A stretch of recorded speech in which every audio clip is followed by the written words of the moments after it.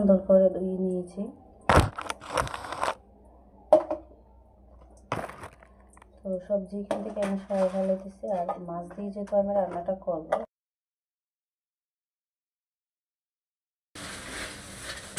তো আমি কিছু বাজার করেছি যেটা আপনাদের সাথে শেয়ার করতেছি। এখানে মাছ নিয়েছি, মাছটা কিন্তু জেতা ছিল, এখন মারা গেছে।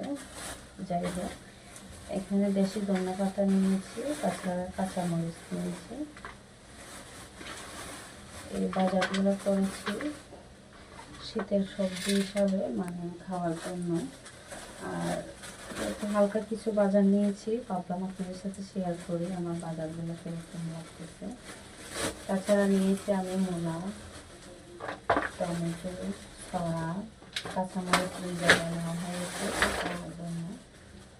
তো আমি বেগুনও নিয়েছি, দেখতেই পাচ্ছেন এখানে বেগুন।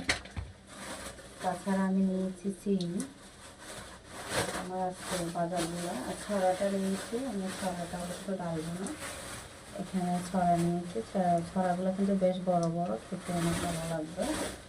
তাছাড়া এখানে আমি চিনি নিয়েছি। তো আমার আজকে শীতের কিছু সবজি কেমন লেগেছে অবশ্য কমেন্ট করে জানাবেন। দেখুন খুব ভালো লাগতেছে। তো আজকে মাছ দিয়ে আমি আজকে সবজি দিয়ে রান্না করব, কেমন লাগে অবশ্যই জানাবেন। দেশি টমেটোটা খেতে কিন্তু মাশাআল্লাহ অনেক ভালো লাগে।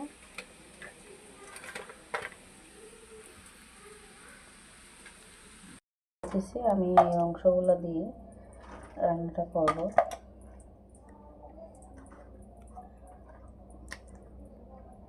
আজকে রান্না আমি এগুলো দিয়ে করবো, আর বাকি মাছগুলো আমি রেখে দিব। কষানো হয়ে গেছে, আমি মাছগুলো উঠিয়ে নিব।